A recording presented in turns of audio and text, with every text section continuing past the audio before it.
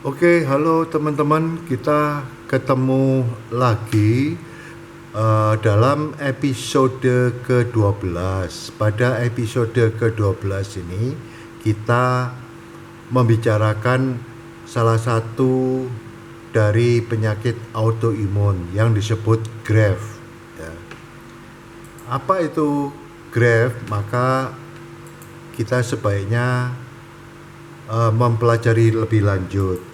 Yang disebut GRAVE di sini adalah merupakan salah satu jenis gangguan pada sistem kekebalan tubuh yang menjadi penyebab umum hipertiroidisme atau produksi hormon tiroid berlebih. Jadi pada penderita GRAVE, sistem kekebalan tubuh yang seharusnya melindungi tubuh malah menyerang kelenjar tiroid. Hal ini membuat kelenjar tiroid menghasilkan hormon tiroid dalam jumlah yang lebih banyak dari yang dibutuhkan. Ya. Hormon tiroid mengatur banyak fungsi tubuh, diantaranya sistem saraf, kemudian perkembangan otak. Nah, otaknya berkembang. Jadi kalau hormon tiroid ini banyak, berarti otaknya berkembang makin pinter. Tidak demikian. Suhu tubuh juga diatur oleh hormon ini. Namun demikian, kadar hormon tiroid yang terlalu banyak dalam tubuh bisa menimbulkan gangguan serius pada jantung, otot, tulang, siklus, menstruasi, mata, kulit, dan masalah kesuburan. Ya, jadi kalau yang namanya berlebih, maka ada sisi negatif yang harus dialamin seperti yang disebutkan ini tadi. Kemudian apa sih sebenarnya gejalanya supaya tahu kalau kita kalau seseorang menderita penyakit GRAVE. Gejalanya, nah seperti gambar ini. Sejumlah gejala yang muncul pada penyakit GRAVE yaitu pembesaran kelenjar tiroid, tremor pada tangan atau jari tangan, palpitasi jantung, disfungsi ereksi, gairah seks menurun, perubahan pada siklus menstruasi, kehilangan berat badan tanpa kehilangan nafsu makan, suasana hati yang mudah berubah, sulit tidur atau insomnia, kemudian diare dan rambut rontok, mudah lelah, kemudian sensitif terhadap udara panas. Jadi gejala-gejalanya cukup banyak, ya, gejalanya cukup banyak. Namun apakah hanya ini gejala-gejala dari penyakit GRAVE? Mari kita lihat berikutnya. Ya. Selain beberapa gejala di atas, 30% dari penderita GRAVE mengalami sejumlah gejala khas, yaitu untuk GRAVE optalmopati dan GRAVE dermopati. Gejala GRAVE optalmopati terjadi akibat peradangan atau gangguan pada sistem imun yang mempengaruhi otot dan jaringan di sekitar mata. Gejala-gejala itu antara lain mata menonjol, mata terasa kering, ya, tekanan dan atau rasa sakit pada mata, kelopak mata membengkak, mata memerah yang bisa diakibatkan oleh peradangan, sensitif terhadap cahaya, penglihatan ganda dari satu objek, kemudian kehilangan penglihatan. Ya, jadi bentuk secara fisik yang disebut mata menonjol adalah seperti pada gambar ini. Ya, mata menjadi menonjol. Inilah gejala-gejala yang dimunculkan bila seseorang tersebut menderita penyakit Graves ophthalmopathy. Bagaimana Graves dermopathy? Sedangkan Graves dermopathy lebih jarang ditemukan. Gejalanya adalah kulit yang memerah dan menebal, dan biasanya terjadi pada area tulang kering atau di bagian atas kaki. Oleh sebab itu, segera temui dokter untuk memeriksakan gejala penyakit Graves yang dialami dan dapatkan diagnosis yang akurat. Sebenarnya apa penyebabnya dari penyakit Graves ini? Penyebabnya dari penyakit Graves. Penyakit Graves terjadi akibat gangguan pada fungsi sistem kekebalan. Jadi udah dipastikan bahwa penyebabnya karena ada gangguan pada sistem kekebalan tubuh. Pada kondisi normal, nah ini dilihat di gambar ini. Nah, gambar ini kita ibaratkan sebagai antibodi. Jadi pada orang yang normal tubuh akan memproduksi antibodi. Ini normal, antibodi. Ini antibodi. Nah, antibodi ini menyerang zat asing atau antigen atau disebut organisme asing. Jadi ini merupakan organisme asing. Jadi antibodi ini di dalam melindungi tubuh yang bersangkutan adalah dengan menyerang organisme asing ini. Jadi misalkan organisme asing ini adalah bakteri atau virus, maka antibodi ini akan menyerang. Ya. Ini kalau kondisi normal.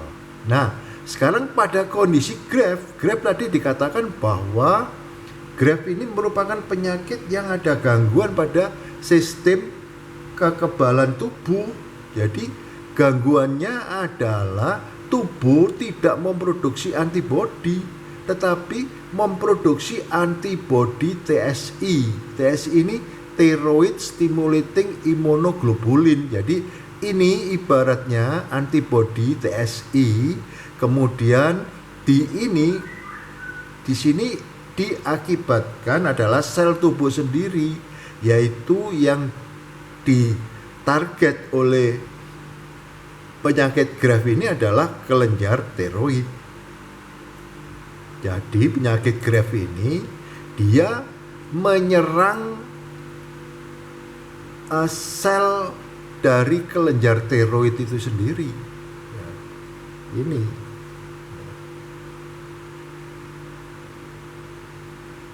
Jadi jeruk makan jeruk.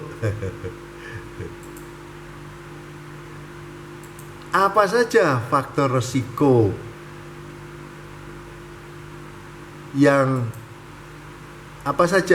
resikonya yang dapat mengakibatkan seseorang bisa mempunyai atau mengidap penyakit Graves? Siapapun dapat terserang penyakit Graves di sini. Namun beberapa faktor berikut ini dapat membuat seseorang lebih beresiko mengalami penyakit Graves, yaitu 1. Jenis kelamin. Di sini wanita lebih beresiko terserang penyakit Graves dibanding pria.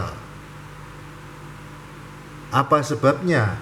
Nah, pada ulasan video penyakit autoimun disebutkan mengapa wanita lebih banyak terserang penyakit autoimun daripada pria. Ya, silakan dibuka video saya yang membahas penyakit autoimun secara umum. Ya. Kemudian faktor yang lain adalah usia. Penyakit Graves lebih sering terjadi pada orang berusia di bawah 40 tahun.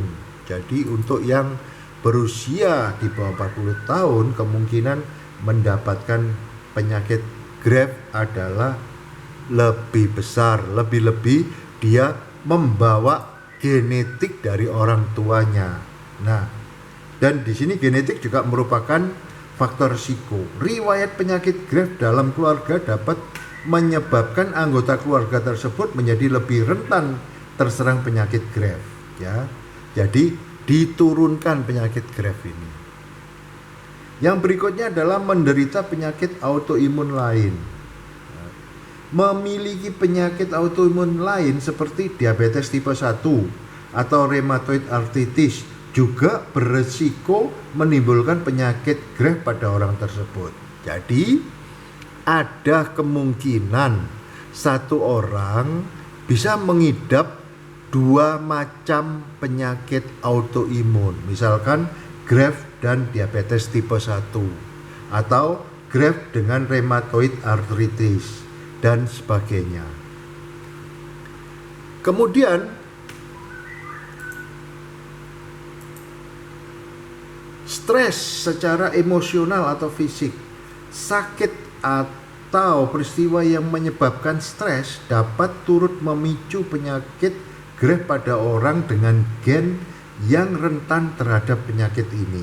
Nah, ini perlu mendapat perhatian lebih, ya. Jadi tadi disebutkan di faktor genetik bahwa penyakit autoimun Graves ini dapat diturunkan, gennya dapat diwariskan kepada keturunannya. Nah, bagi mereka yang mendapat warisan gennya ini, maka harap hati-hati, jangan sampai dia mengalami stres yang berlebihan. Ya. Kemudian ada faktor lain, yaitu merokok. Merokok dapat mempengaruhi sistem kekebalan tubuh. Bagi perokok yang sedang menderita penyakit Graves akan semakin berisiko terkena Graves ophthalmopathy. Jadi kedua macam bentuk Graves dapat dialami oleh satu orang bila mana dia merupakan mempunyai faktor risiko seperti ini. Stres, merokok, ya, bisa mempunyai faktor risiko semacam ini. Kemudian kehamilan atau kondisi pasca persalinan pada perempuan dengan gen yang rentan dapat meningkatkan risiko terserang penyakit Graves, ya. Jadi bagi pasangan muda perlu ada keterbukaan dan perlu diceritakan bahwa bila mana orang tuanya ada yang mempunyai penyakit autoimun. Silakan lihat video pendek saya tentang autoimun secara umum, itu ada 3 episode. Itu di situ apa saja penyakit autoimun itu. Nah, perlu diberitahu kepada pasangannya untuk apa? Bukan membuka aib dari keluarga hal ini, tetapi justru sebagai antisipasi agar salah satu pasangan yang mendapatkan warisan gen tersebut tidak menderita Graves. Seperti misalkan harus jangan sampai stres dia, jangan boleh dia merokok, itu antara lain. Jadi dibutuhkan keterbukaan dari pasangan muda. Kemudian bagaimana sih dokter mendiagnosa? Diagnosa penyakit Graves diawali dengan menanyakan gejala yang timbul serta riwayat penyakit yang pernah diderita. Dokter akan memeriksa denyut nadi, tekanan darah, serta melihat tanda-tanda tremor. Dokter juga akan memeriksa kelenjar tiroid di leher untuk memeriksa apakah terjadi pembesaran. Beberapa tes lain yang dapat dijalankan adalah yang pertama, tes darah. Dokter akan melakukan tes darah untuk mengecek kadar hormon tiroid. Ya. Kalau hormon tiroidnya banyak, nah itu adalah merupakan kecurigaan seseorang tersebut kemungkinan menderita penyakit Graves. Namun perlu pemeriksaan yang lain. Dan kadar hormon hipofisis atau pituitary yang mengatur produksi hormon dari kelenjar tiroid, yaitu TSH. thyroid stimulating hormone.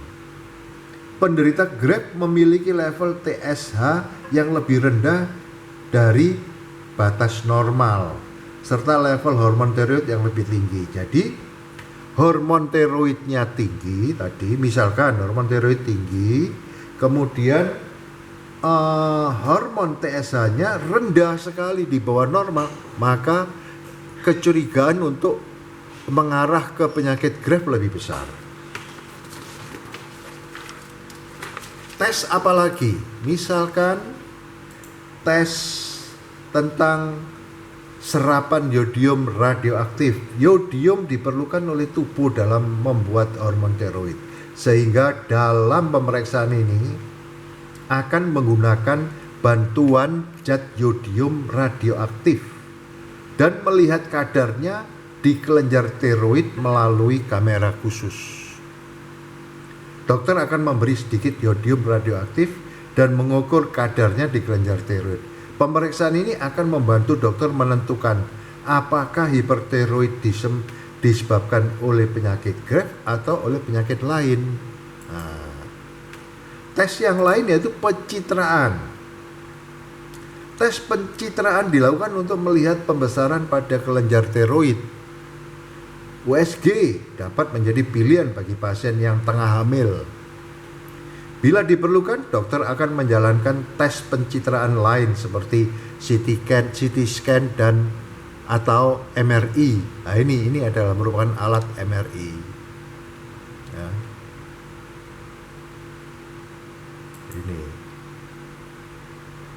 Oke, nah masih ada beberapa hal yang bisa dibicarakan pada episode ke-13. Oleh sebab itu, silakan klik subscriber, dan bila mana ada yang ditanyakan silakan melayangkan ke alamat email yang tercantum di slide ini. Ya. Oke, terima kasih banyak.